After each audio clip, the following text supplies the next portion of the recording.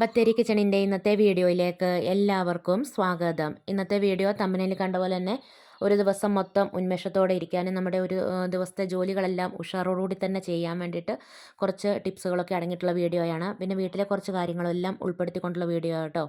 മിക്കവാറും ഞാൻ 4:45 5 മണി ആ സമയത്തൊക്കെ എഴുന്നേക്കുന്നത്. ഇന്നിപ്പോൾ കുറച്ച് താമസിച്ച് എഴുന്നേറ്റുകൊണ്ടാണ് വെട്ടവും വെളിച്ചമൊക്കെ കാണുന്നത്. അല്ലെങ്കിൽ ഭയങ്കര കൂരിരുട്ടായിരിക്കും. ഇപ്പോൾ അക്കുവിന് എക്സാം ആയതുകൊണ്ട് ട്യൂഷനൊന്നുമില്ല. അപ്പോൾ രാവിലെ അത്രയും നേരത്തെ എഴുന്നേൽക്കാറില്ല. അപ്പോൾ രാവിലെ എഴുന്നേറ്റ പാടെ ഉറക്കച്ചടവൊക്കെ ഒന്ന് മാറാൻ വേണ്ടിയിട്ട് പുറത്തേക്കൊന്നും ഇറങ്ങാറില്ല. ജനലിൽ കൂടെ ഒക്കെ ഒന്ന് പുറത്തേക്ക് ഒരു 2-3 മിനിറ്റ് നേരം നോക്കിയൊക്കെ നിൽക്കും. അതൊക്കെ കഴിഞ്ഞേച്ച് പിന്നെ അടുക്കളയിലേക്ക് വരുന്നത്. പിന്നെ ഞാൻ എല്ലാ വീഡിയോയിലും പറയാറുള്ള പോലെ തന്നെ തലേദിവസം രാത്രിയിൽ നമ്മൾ അടുക്കളയൊക്കെ വൃത്തിയാക്കി പിറ്റേ ദിവസം എന്നാ ഉണ്ടാക്കണം എന്നൊക്കെ ഒന്ന് മനസ്സിൽ കണക്ക് കൂട്ടി പിന്നെ പച്ചക്കറിയൊക്കെ അരിഞ്ഞ് വെക്കുകയും തേങ്ങ ചിരണ്ടി വെക്കുകയും അങ്ങനത്തെ കാര്യങ്ങളൊക്കെ ചെയ്യുവാണെങ്കിൽ നമുക്ക് രാവിലെ അടുക്കളയിൽ വരുമ്പം പണികളൊക്കെ ചെയ്യാൻ വേണ്ടിയിട്ട് നല്ലൊരു ഉന്മേഷവും ഉഷാറും ഒക്കെ ഉണ്ടാവും.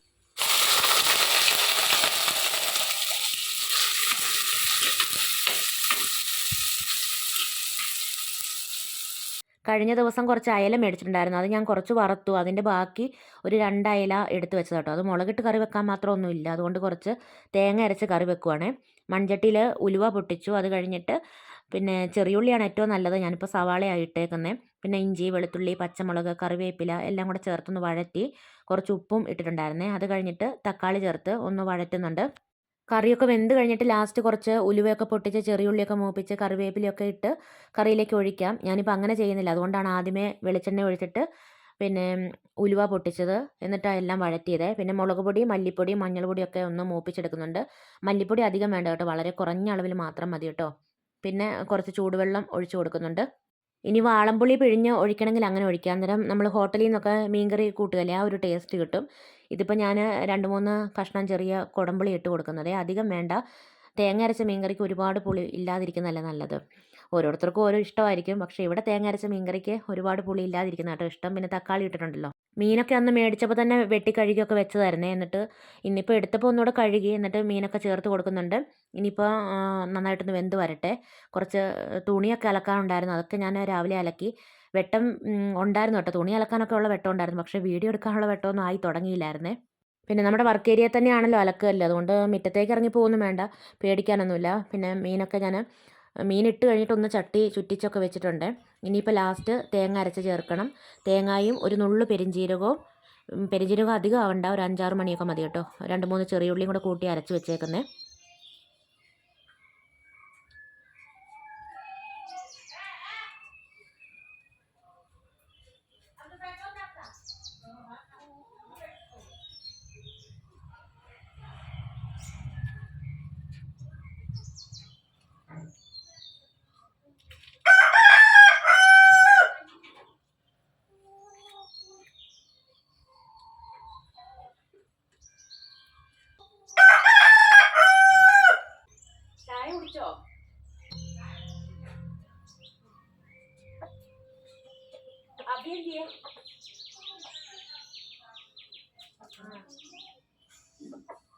കല്ലിൽ വെച്ച് അലക്കാനുള്ള തുണികളൊക്കെ രാവിലെ അലക്കിയിട്ടുണ്ടായിരുന്നു. പിന്നെ മെഷീനകത്ത് അലക്കാനുള്ള തുണിയും എല്ലാം ഉണ്ടായിരുന്നു.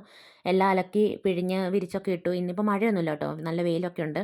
അപ്പോൾ എല്ലാം മുറ്റത്തേക്ക് ഇട്ട് കഴിഞ്ഞ് വന്ന് പിന്നെ തേങ്ങയൊക്കെ കറിയിലേക്ക് അരച്ച് ചേർത്തു. ഞാൻ പറഞ്ഞില്ലേ ലാസ്റ്റ് കടുകൊന്നും വറുത്ത് ചേർത്തില്ലെന്ന്. പിന്നെ തലേദിവസത്തെ കുറച്ച് സാമ്പാർ ഇരിപ്പുണ്ടായിരുന്നു, അതുമൊക്കെ തിളപ്പിച്ചു. രാവിലെ മുത്താറിയും പിന്നെ ഗോതമ്പും കൂടെ മിക്സാക്കിയിട്ട് ദോശ ഉണ്ടാക്കി കേട്ടോ. രണ്ടും പകുതി പകുതി എടുത്തിട്ട് സാധാരണ നമ്മൾ ദോശ ഉണ്ടാക്കുന്ന പോലെ ദോശ ഉണ്ടാക്കി. പിന്നെ വേഗം കുറച്ച് പാത്രങ്ങളെല്ലാം കഴുകി അകമെല്ലാം അടിച്ചു വാരി വേഗം തറയൊക്കെ തുടച്ചു. അങ്ങനെ ഏകദേശം പണികളൊക്കെ തീർത്തു. കുഞ്ഞിപ്പെണ്ണിനെ 9:15 ആകുമ്പം സ്കൂൾ ബസ്സിന് കയറ്റി വിട്ടിട്ട് ഞാൻ യോഗയ്ക്ക് പോകാൻ വേണ്ടിയിട്ടാണ് കേട്ടോ. അപ്പം ഈ ഒരു യോഗ മാറ്റ് കുറച്ച് ദിവസമായി ഓൺലൈനിൽ നിന്ന് മേടിച്ച് വെച്ചിട്ട്. അപ്പോൾ കവറൊക്കെ പൊട്ടിച്ചതായിരുന്നു കേട്ടോ. കൊണ്ടുവന്നപ്പോൾ തന്നെ പൊട്ടിച്ച് നോക്കുകയൊക്കെ ചെയ്തിട്ടുണ്ടായിരുന്നേ. നമ്മുടെ ഇവിടെ വായനശാലയിൽ ഒരു 3 മാസമൊക്കെ ആയി യോഗയൊക്കെ തുടങ്ങിയിട്ട് കേട്ടോ. ആദ്യമൊക്കെ എനിക്കൊരു മടിയായിരുന്നു, ഞാൻ പോകാതൊക്കെ ഇരുന്നേച്ച്.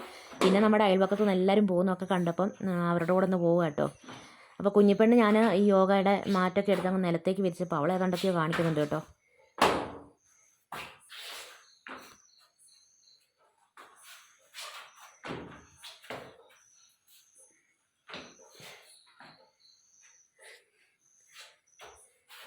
ഈ സൈഡ് മടങ്ങിപ്പോയി ആ സൈഡ്.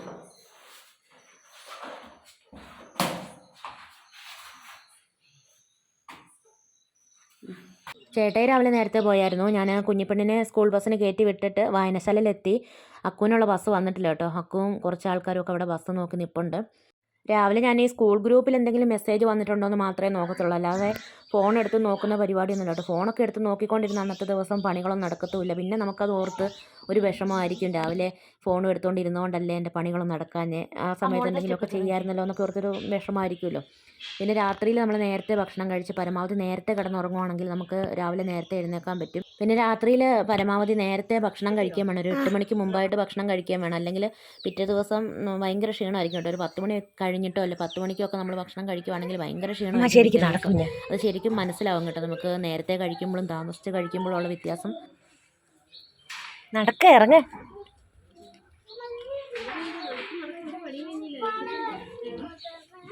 ഇത് ഇന്നെടുത്ത വീഡിയോയാ. ഇന്നിപ്പം ഞാൻ കുഞ്ഞിപ്പെണ്ണിനെ കൊണ്ടാട്ടോ യോഗയ്ക്ക് പോയത്. അക്കുവിന് ട്യൂഷൻ ഉണ്ടായിരുന്നു. അപ്പോൾ വീട്ടിലാരും ഇല്ലല്ലോ, അതുകൊണ്ട് പിന്നെ അവളെയും കൊണ്ടങ്ങ് പോയി. ഇന്നലെ കുഞ്ഞിപ്പെണ്ണിന് എക്സാം ഉണ്ടായിരുന്നു കേട്ടോ.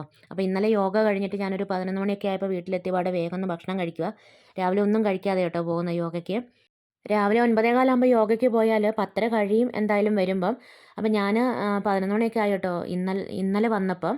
അപ്പം ഞാൻ വന്ന് വേഗം ചോറുണ്ണു. ആ കുഞ്ഞിപ്പെണ്ണിൻ്റെ എക്സാം കഴിഞ്ഞിട്ട് 11:30 മുതൽ അവരെ കൂട്ടാൻ നമുക്ക് പോകാം. അപ്പോൾ 11:20 ബസ്സുണ്ട്.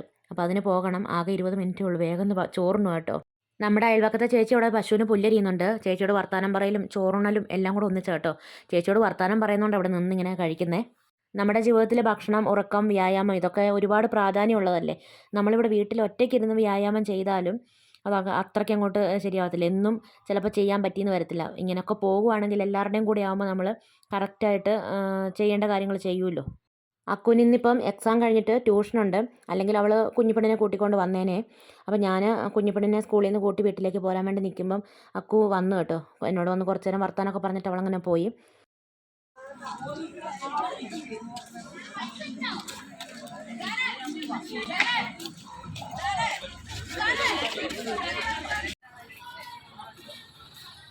ഇനിയിപ്പോൾ കുഞ്ഞിപ്പെണ്ണിനെ ഞാൻ സ്കൂളിൽ നിന്ന് ചോറ് കഴിക്കുന്നതിന് മുമ്പേ കൂട്ടിയായിരുന്നേ. അതുകൊണ്ട് വീട്ടിൽ വന്ന് നമുക്ക് ചോറൊക്കെ കൊടുത്തേച്ച് ഇനിയിപ്പോൾ കോഴിക്ക് പുല്ലും തീറ്റയും വെള്ളമൊക്കെ കൊടുക്കണം.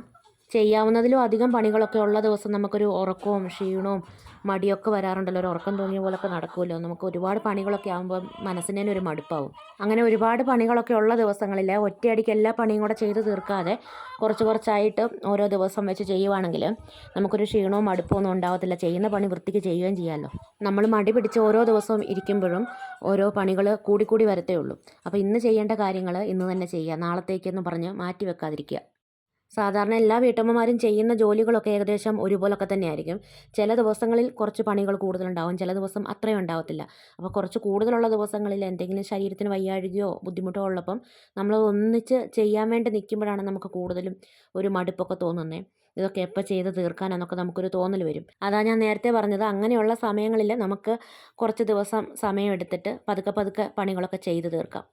രാത്രി നമ്മളൊരു 12 മണിയൊക്കെ ആകുമ്പോൾ ഫോണൊക്കെ നോക്കി കുറേ താമസിച്ചൊക്കെ കിടന്നിട്ട് രാവിലെ 5 മണിക്കൊക്കെ എഴുന്നേൽക്കണമെങ്കിൽ നമുക്ക് ഉറക്കമൊന്നും മതിയാവത്തില്ല. നമ്മൾ അലാറമൊക്കെ ഓഫാക്കിയിട്ട് പിന്നെയും കിടക്കും. അന്നത്തെ ദിവസം പണികൾ തീരത്തുമില്ല. നമുക്ക് മൊത്തത്തിലൊരു ക്ഷീണവും മടുപ്പും ഒക്കെ ആയിരിക്കും. നമ്മൾ രാത്രിയിൽ നേരത്തെ ഭക്ഷണം കഴിച്ച് നേരത്തെ കിടന്നുറങ്ങുവാണെങ്കിൽ നമുക്ക് രാവിലെ നേരത്തെ എഴുന്നേൽക്കാൻ പറ്റും. കുറച്ച് ദിവസമൊക്കെ നമ്മൾ അങ്ങനെ രാവിലെ എഴുന്നേറ്റ് കഴിയുമ്പോൾ നമുക്ക് പിന്നെ അതൊരു ഓർഡറായിട്ട് ആ ഒരു കറക്റ്റ് സമയത്ത് എഴുന്നേൽക്കാൻ പറ്റും. പണികളൊക്കെ ചെയ്യാൻ മടിയുണ്ടെങ്കിൽ നമുക്ക് എന്തെങ്കിലും പാട്ടുകളൊക്കെ കേട്ടുകൊണ്ട് പണികളൊക്കെ ചെയ്യാം. പിന്നെ നമുക്ക് ക്ലീനിങ്ങും പണികളൊക്കെ കഴിയുമ്പം എന്തെങ്കിലും മണത്തിന് വേണ്ടിയിട്ട് ചന്ദനത്തിരി പോലുള്ള എന്തെങ്കിലുമൊക്കെ കത്തിച്ച് വെക്കുകയാണെങ്കിൽ നല്ലതാണ് കേട്ടോ. പിന്നെ നമുക്ക് ഏറ്റവും പ്രധാനമായിട്ട് നമുക്ക് ഒരുപാട് ഡ്രസ്സുകളൊന്നും വേണ്ട. എന്നാലും ഉള്ളത് നല്ല വൃത്തിക്ക് അലക്കി വൃത്തിക്കിട്ട് നടക്കുകയൊക്കെ ആണെങ്കിൽ നമുക്ക് ആ ഒരു നല്ലൊരു ഉന്മേഷമായിരിക്കും. ഉന്മേഷം എന്നതിനേക്കാൾ കൂടുതലായിട്ട് നമുക്കൊരു ആത്മവിശ്വാസം ഉണ്ടാവും കേട്ടോ. വൈകുന്നേരത്തെ ചായക്ക് കുറച്ച് ഉപ്പുമാവ് ഉണ്ടാക്കും കേട്ടോ. അപ്പോൾ പാക്കറ്റിൽ റോസ്റ്റഡ് റവ മേടിക്കാൻ കിട്ടുമല്ലോ. ഇതുകൊണ്ട് ഉണ്ടാക്കുമ്പോൾ ഒരു പ്രത്യേക ടേസ്റ്റാണ്. നമ്മൾ സാധാരണ റവ മേടിച്ചുണ്ടാക്കുന്നതിനേക്കാളും ടേസ്റ്റായിട്ട് എനിക്ക് തോന്നിയിട്ടുണ്ട് കേട്ടോ. അപ്പോൾ ആദ്യം നമുക്ക് കുറച്ച് നെയ്യിൽ ഇത് വറുത്തതാണെങ്കിലും ഒന്നുകൂടെ വറുത്തിട്ട് ഉണ്ടാക്കാം. ഇനിയിപ്പോൾ വറുത്തില്ലെങ്കിലും കുഴപ്പമൊന്നുമില്ല. നെയ്യിൽ വറുക്കുവാണെങ്കിൽ ഒന്നുകൂടെ ടേസ്റ്റ് കൂടുതലാണ്. പിന്നെ രാത്രിയിൽ കുറച്ച് ചപ്പാത്തിയും പൂരിയൊക്കെ ഉണ്ടാക്കിയിട്ടുണ്ടായിരുന്നു. ചിക്കൻ മേടിച്ചിട്ടുണ്ടായിരുന്നേ. അതൊക്കെ കറിയും വെച്ചു.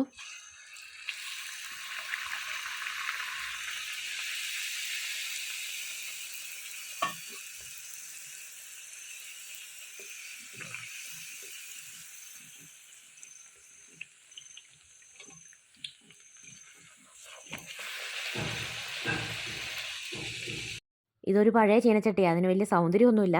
പൂരിയൊക്കെ ഉണ്ടാക്കാൻ നല്ലൊരു ചീനച്ചട്ടി കേട്ടോ. ഒരു ഒതുങ്ങിയ പാത്രമാണ്. ഒത്തിരി എണ്ണയൊന്നും ഒഴിക്കണ്ട. രാവിലെ നമ്മുടെ പണികളൊക്കെ വേഗം വേഗം ചെയ്ത് തീർത്ത് നമുക്ക് ഇഷ്ടമുള്ള കാര്യങ്ങൾ ചെയ്യാൻ വേണ്ടി നമുക്ക് ഇരിക്കുമ്പോൾ ഒരു സമാധാനവും സന്തോഷമൊക്കെ ഉണ്ടാവില്ലേ. ഇപ്പോൾ ഫോൺ നോക്കുകയാണെങ്കിലും അല്ലാതെ വേറെ എന്തെങ്കിലുമൊക്കെ ഇഷ്ടമുള്ള ഓരോ വർക്കുകൾ ചെയ്യുമ്പോഴൊക്കെ പണികളെല്ലാം ചെയ്ത് തീർത്തിട്ടിരിക്കുകയാണെങ്കിൽ ഒരു പ്രത്യേക സന്തോഷമല്ലേ. അനാവശ്യമായിട്ട് ഓരോ കാര്യങ്ങൾ ചിന്തിച്ച് കൂട്ടിയിരിക്കാതെ നമ്മളെക്കൊണ്ട് പറ്റുന്ന പോലെ ഓരോ ദിവസത്തെ പണികളും അന്നേരം അന്നേരം ചെയ്ത് തീർക്കുകയാണെങ്കിൽ നമുക്ക് ഓരോ ദിവസവും ഹാപ്പി ആയിട്ടിരിക്കാൻ പറ്റും. അപ്പോൾ ഇന്നത്തെ വീഡിയോയും വിശേഷങ്ങളും ഇവിടെ നിർത്തുകയാണ്. വീഡിയോ കണ്ടിഷ്ടമാവുകയാണെങ്കിൽ സബ്സ്ക്രൈബ് ചെയ്യാനും ലൈക്ക് ചെയ്യാനും ഷെയർ ചെയ്യാനും കമൻറ്റ് ചെയ്യാനൊന്നും മറന്നു പോകരുതേ. നാളെ പുതിയൊരു വീഡിയോയുമായി നമുക്ക് വീണ്ടും കണ്ടുമുട്ടാം.